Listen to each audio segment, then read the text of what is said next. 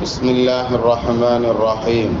عن ابن عباس رضي الله تعالى عنهما قال: كان الفضل بن عباس رديف رسول الله صلى الله عليه وسلم، فجاءت امرأة من خثعم، فجعل الفضل ينظر إليها وتنظر إليه، فجعل النبي صلى الله عليه وسلم يصرف وجه الفضل إلى الشق الآخر إلى آخر الحديث أو كما قال عليه الصلاة والسلام وتسليم. இப்னு Abbas ரலியல்லாஹு தஆலா அன்ஹுமா அவர்கள் அறிவிக்கக்கூடிய ஹதீஸ் இது. அல்லாஹ்வுடைய திருத்தூதர் முஹம்மது நபி ஸல்லல்லாஹு அலைஹி வஸல்லம் அவர்களுக்கு பின்னால் ஃபதுல் இப்னு அப்பாஸ் என்பவர் அமர்ந்திருந்தாங்க. நபி ஸல்லல்லாஹு அலைஹி வஸல்லம் எந்த பயணத்திலையும் தனியாக ஒட்டகத்தில் பயணம் செய்யாமல் உடன் யாராவது ஒருவரை அமர வைத்துக் கொள்வார்கள். அதிலும் குறிப்பாக இளந்தாரி பிள்ளைகள் இளவட்டங்களை என்ன செய்வாங்கன்னு சொன்னால் முன்னுரிமை கொடுத்து என்ன செய்வாங்க, நபி ஸல்லல்லாஹு அலைஹி வஸல்லம் பக்கத்தில் உட்கார வச்சுக்கிடுவாங்க. சில விஷயங்களை கற்றுக் கொடுப்பார்கள் அவர்களுக்கும். ஏன்னா அடுத்த ஜென்ரேஷனை நல்லபடியாக உருவாக்கணும் அப்படிங்கிறதுல அந்த விஷயத்தில் நபி ஸல்லல்லாஹு அலைஹி வஸல்லம் ரொம்ப கேர்ஃபுல்லாக இருப்பாங்க. அந்த அடிப்படையில் எந்த பயணமாக இருந்தாலும் அந்த பயணத்திற்கு போகும்போது தங்களுடைய மனைவியர்களில் ஒருவரையும் ஒட்டக தொட்டியில் என்ன செஞ்சிருப்பாங்க, அமர்த்தி வைத்திருப்பார்கள். சில சட்ட திட்டங்களை இந்த மாதிரி பயணத்தின் நேரங்களிலும் எப்படி ஏதாவது ஒரு பெண்களுக்கு உண்டான இடர்கள் சூழல்கள் ஏற்பட்டால் என்ன செய்யணுங்கிற சட்டங்களை தெரிந்து கொள்வதற்காக வேண்டி அவர்களையும் என்ன செய்வாங்க, போர் போன்ற சமயங்களில் செல்லும் பொழுதும் அழைத்து செல்வார்கள்ங்கிற செய்திகள் எல்லாம் நமக்கு ஹதீஸுகள் சுன்னாக்கள் கற்றுத்தரக்கூடிய செய்திகள். அந்த அடிப்படையில் இது ஹஜ்ஜத்துல் வதா, நபி ஸல்லல்லாஹு அலைஹி வஸல்லம் அவர்கள் இறுதியாக செய்த ஹஜ்ஜினுடைய பயணம். அந்த நேரத்தில் நபி ஸல்லல்லாஹு அலைஹி வஸல்லம் அந்த பயணம் செல்லும் பொழுது ஃபதுல் இப்னு அப்பாஸ் ரலியல்லாஹு தஆலா அவர்களுடைய இன்னொரு மகனாராக இருந்த ஃபதுல் அவர்களை என்ன செய்கிறாங்க, உட்கார வச்சிருக்கிறாங்க. ஆனால் இந்த ஹதீஸை சொல்றது யார் அப்படின்னு சொன்னால் அதே அப்பாஸ் ரலியல்லாஹு தஆலா அவர்களுடைய பிரசித்தி பெற்ற மகனாக இருக்கக்கூடிய அப்துல்லாஹ் இப்னு அப்பாஸ் ரலியல்லாஹு தஆலா தான் இந்த ஹதீஸை நமக்கு என்ன செய்கிறாங்க, சொல்லித்தர்றாங்க. அப்போ என்னுடைய சகோதரன் என்ன செய்கிறாங்க, நபி ஸல்லல்லாஹு அலைஹி வஸல்லம் அவங்களுக்கு பின்னால் அமர்ந்திருந்தாங்க. அப்போ நபி இடத்துல ஒரு கேள்வியை கேட்பதற்காக வேண்டி, ஒரு சட்டத்தை தெரிந்து கொள்வதற்காக வேண்டி பெண் ஒருவர் என்ன செஞ்சாங்க, வந்தாங்க. ஃபஜாஅத் இம்ரஅத்தும் மின் ஹத்அம, ஹத்அம் அப்படிங்கக்கூடிய ஒரு குலத்தை சேர்ந்த ஒரு பெண்மணி வந்து நபி இடத்துல ஒரு விஷயத்தை பற்றி கேட்கறதுக்காக வேண்டி வந்தாங்க. அப்போ என்ன செஞ்சாங்க, பின்னாடி உட்கார்ந்து இருக்கக்கூடிய சஹாபி அப்படியே சைடில் வந்து என்ன செய்கிறாங்க, அந்த பெண்மணியை பார்க்குறாங்க. அதுலேயும் இளவட்டம் அப்படின்னு சொன்னால அந்த பார்வை அப்படிங்கிறது எங்கே இருந்தாலும் வேலை செய்யும், யாரு கூட இருந்தாலும் வேலை செய்யுங்கிறத நமக்கு இந்த ஹதீஸ் ஒரு மறைமுக கருத்தாக சொல்லித்தரும். மறைமுக கருத்தில் தெளிவாகவே ஓப்பனாகவே தான் வருது. எப்படி வருது பாருங்க, யன்துரு இலைஹா ஃபஜஅலல் ஃபதுலு யன்துரு இலைஹா.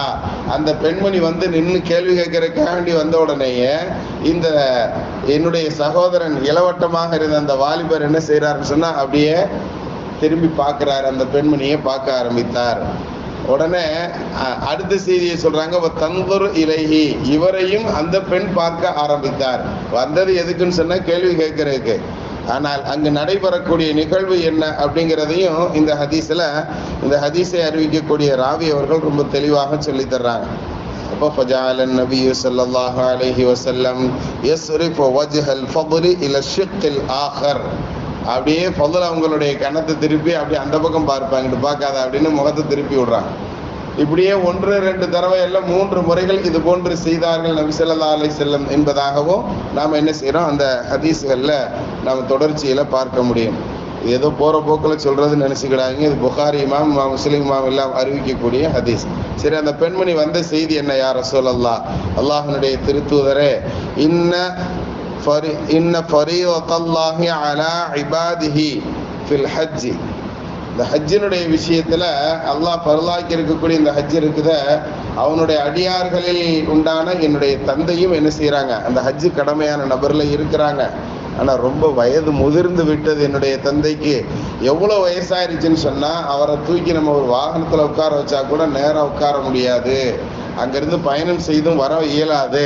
இப்படிப்பட்ட நிலையில என்னுடைய தந்தைக்கு பதிலாக நான் ஹஜ்ஜு செய்யலாமா அப்படிங்கிற கேள்வியை கேட்கறதுக்கு தான் அந்த பெண்மணி என்ன செஞ்சிருப்பாங்க, அந்த இடத்துல வந்திருப்பாங்க. அப்போ நபி ஸல்லல்லாஹு அலைஹி வஸல்லம் அவர்கள் சொல்வார்கள், கால நஅம், நீ தாராளமாக அவங்களுக்கு பதிலாக ஹஜ்ஜு செய்யலாம் அப்படிங்கிற செய்தியை நமக்கு என்ன செய்யப்படும், அந்த ஹதீஸ்ல சொல்லப்படும். இந்த ஹதீஸ்ல இவ்வளவுதான் தகவல் இருக்கு.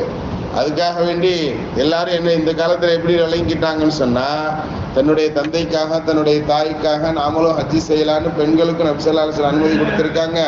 அதனால ஆண்கள் ஹஜ்ஜி செய்வதை போன்று நாமளும் தனிமையில் ஹஜ்ஜி செய்யலாம்ங்கிறத விளங்கிக்கிடக்கூடாது. ஏன்னா பெண்கள் தனியாக ஹஜ்ஜி செய்வது சம்பந்தமாக வரக்கூடிய எல்லா ரிவாயத்துகள்லையும் நாம கவனிச்சு பார்த்தோம் அப்படின்னு சொன்னா, பெண்கள் யாராவது ஒரு ஆணுடைய துணையோடு தான் ஹஜ்ஜுக்கு செல்லணும், ஆணோடு துணையோடு தான் உம்ராவுக்கு செல்லணுங்கிறத நம்ம மார்க்கம் ரொம்ப தெளிவா பக்காவா சொல்லுது. இந்த விஷயத்துல 4 இமாம்களிடத்துல ஏகோபித்த கருத்து தான், மாற்று கருத்து கிடையாதுங்கிறதையும் நாம விளங்கிக்கிடணும். புரியுதுங்களா?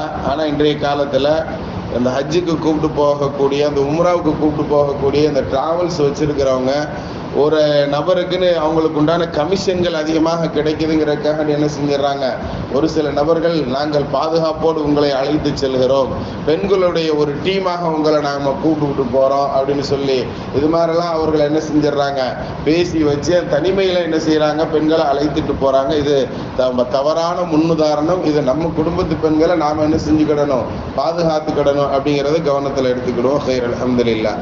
ஆக இன்றைய தினத்தினுடைய ஹதீஸில் நபி ஸல்லல்லாஹு அலைஹி வஸல்லம் அவர்களோடு அமர்ந்திருந்த ஒரு தோழர் அப்படிங்கிறவங்க தங்களுடைய பார்வையை தவறான பக்கத்தில் திருப்பும் பொழுது அவர்களுக்கு நயமான முறையில் நபி ஸல்லல்லாஹு அலைஹி வஸல்லம் அவர்கள் என்ன செய்யறாங்க, உபதேசம் பண்றாங்க. அவங்களுடைய கண்ணத்தை முதல்ல பார்வையை வேற பக்கம் திசை திருப்புகிறார்கள் அப்படிங்கிறது இன்றைய தினத்தினுடைய பாடம். நாம் கண் சம்பந்தமான பார்வை சம்பந்தமான செய்திகளை பார்த்துக்கிட்டே வர்றதுனால இதனுடைய முழு தொடர்ச்சி இன்ஷா அல்லாஹ் வேற என்ன உபதேசங்கள் எல்லாம் நபி ஸல்லல்லாஹு அலைஹி வஸல்லம் செஞ்சிருக்கிறாங்க சம்பந்தமான செய்திகளை வரக்கூடிய நாட்களில் பார்ப்போம். அல்லாஹ் அமல் செய்யக்கூடிய நற்பாகியவான்களை நம்மை கபூல் செய்வானாக. பிஹக்கி சய்யிதினா வ ஆலி சய்யிதினா முஹம்மதின்.